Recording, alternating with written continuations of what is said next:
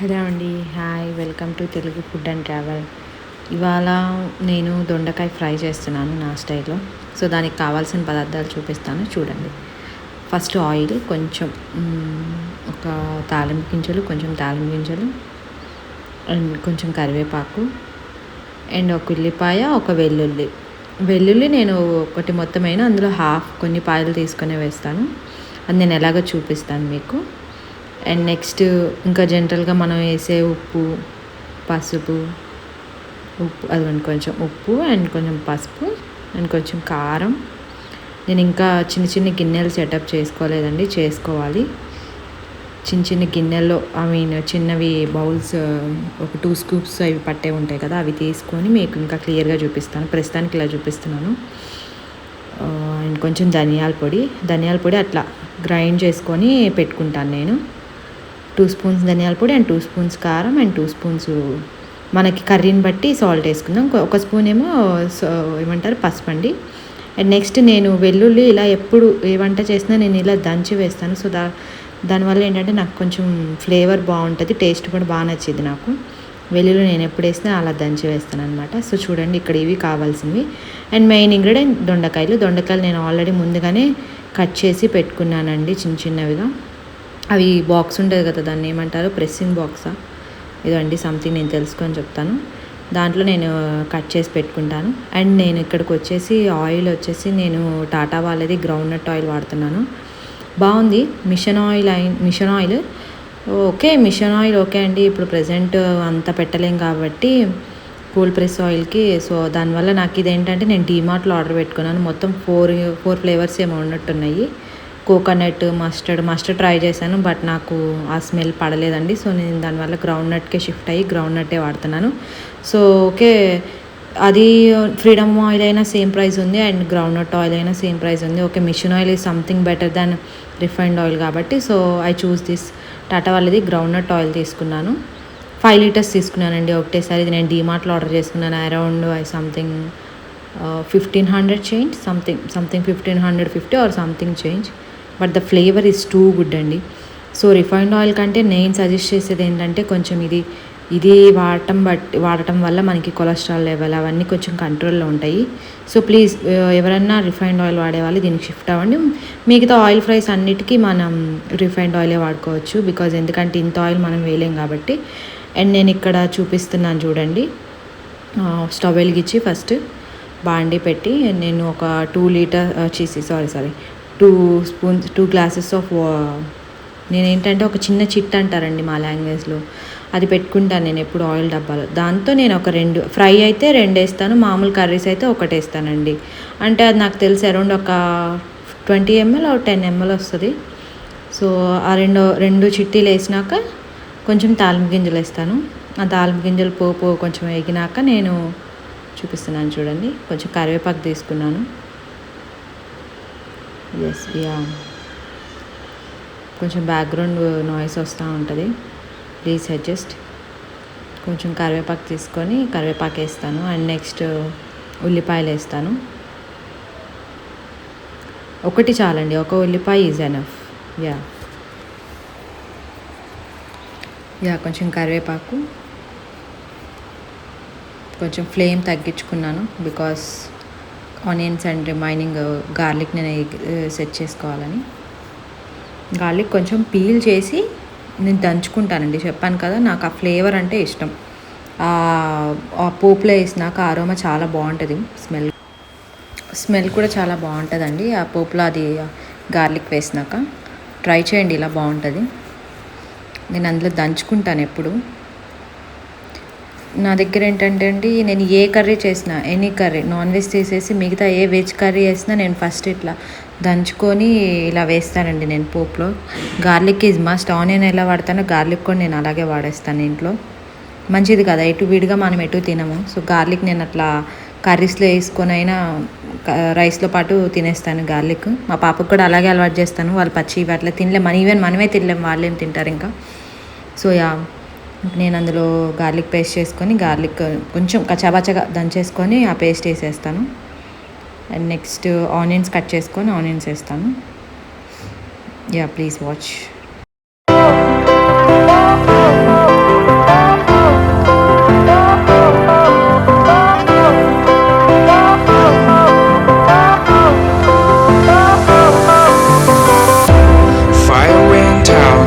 lights went down when you feel lost in your shadow. Don't feel alone, don't scream so loud. We are living in this cruel world. Broken but strong, gotta move on. You're not a bakery of life. Equip my soul, find the real gold. I'll fulfill what I started.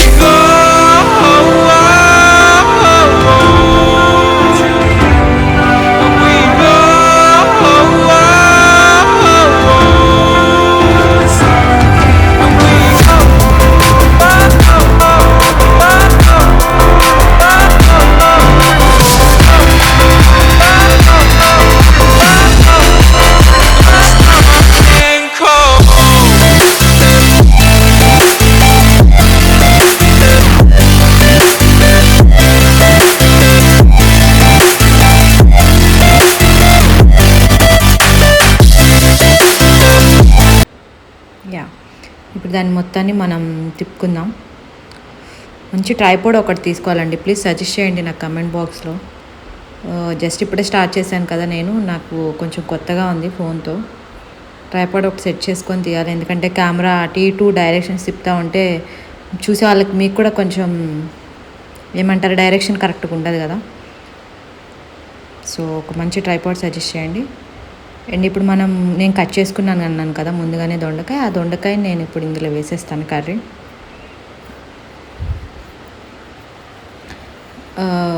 దొండకాయ ఏమంటారు, cutting something అండి, దాని పేరు రావట్లేదు నాకు, ఏదో something తెలియదు నాకు. దాంట్లో కట్ చేస్తుంటే అది మొత్తం ఊడిపోయింది వేసేటప్పుడే, మీకు ఇప్పుడు కనిపిస్తుంది అనుకుంటా ఈ వీడియోలోనే. యా అలా మొత్తం వేస్తుంటే పైది మొత్తం ఊడిపోయింది. అది సెట్ చేయొచ్చు అనుకుంటా. After that I will see once again. మా అమ్మ ఎప్పటి నుంచో ఇదే వాడుతున్నారు, తీసుకోవాలి ఒకటి కొత్తది నేను కూడా ఇలాంటివి. అండ్ అట్లా ఫైన్గా పీసెస్ అనేది ఈవెన్గా వస్తాయి మనం ఇందులో కట్ చేసుకోవటం వల్ల. అండ్ మనకు కూడా చాలా టైం సేవింగ్ అండి ఇది. మా అమ్మాయికి ఓన్లీ దొండకాయ అంటేనే ఇష్టం. సో నేను వీక్లీ ట్వైస్ ఆర్ వన్స్ ఎప్పుడు నేను దొండకాయ కర్రీ చేస్తూనే ఉంటాను. సో దానివల్ల నాకు ఇది వాడటం వల్ల ఏంటంటే కొంచెం టైం సేవింగ్. అండ్ ఇప్పుడు కొంచెం మనం తిప్పుకొని కొంచెం ఉప్పు, కొంచెం పసుపు వేసుకొని, నేను షూటింగ్ చేసేటప్పుడు వీడియో షూట్ చేసేటప్పుడు అట్లా వేసేస్తాను. తర్వాత నేను ప్రాపర్గా సెట్ చేసుకొని మీకు ఇంగ్రీడియంట్స్ అన్నీ ఒక ట్రేలో సెట్ చేసుకొని చూపిస్తున్నాను మీకు. కొన్ని ఒకసారి నేను షాపింగ్కి వెళ్ళి తెచ్చుకోవాలి, కొన్ని అవి తెచ్చుకున్నాక నేను ఇంకా మీకు ప్రాపర్గా చూపించడానికి ట్రై చేస్తాను. అండ్ ఆల్సో వన్ ట్రైపాడ్ తీసుకోవాలి మంచిది.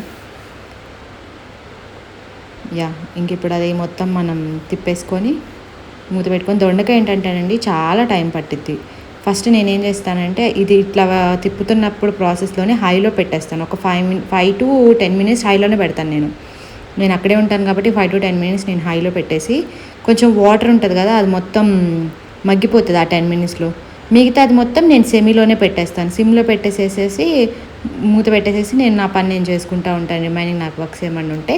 సో అది అట్లీస్ట్ ఒక 1/2 అవర్లో మిగతాదంతా మగ్గిపోతుంది. ఇంకా ఫైనల్ టచ్ ఇచ్చేస్తాం మనం కర్రీకి. సో దీనివల్ల ఏంటంటే మనకి అట్లీస్ట్ 10 to 15 minutes అయినా టైం సేవ్ అయ్యింది అనమాట దొండకాయ కర్రీ చేసేటప్పుడు. మా మమ్మీ అయితే ఆల్మోస్ట్ ఒక 1.5 hours చేస్తారండి దొండకాయ కర్రీ. సో నాకు అంత పేషెన్సీ అండ్ టైం లేదు కాబట్టి, నాకు అదర్ వర్క్స్ కూడా ఉంటాయి కాబట్టి, సో నేను ఇలా ఫస్ట్ 10 to 15 minutes అయితే నేను ఇట్లా హైలోనే పెట్టేసుకొని ఆ వాటర్ అంతా కొంచెం మొత్తం మగ్గిపోయినాక నేను మూత పెట్టుకొని సిమ్మీలో బాయిల్ చేసుకుంటాను.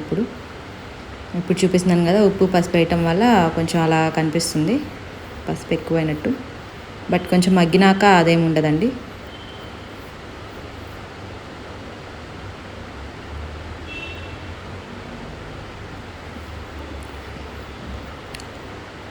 అలా మనం ఇప్పుడు ఒక 10 minutes తర్వాత ఎవ్రీ 10 minutesకి ఒకసారి వచ్చి నేను కర్రీ తిప్పుకుంటూ ఉంటాను, ఎందుకంటే కింద మాడిపోయిన బాగోదు. మొత్తం ఈవెన్గా ఉడకాలని చెప్పి నేను అటు ఇటు తిప్పుతూ ఉంటాను ఆఫ్టర్ 10 minutes.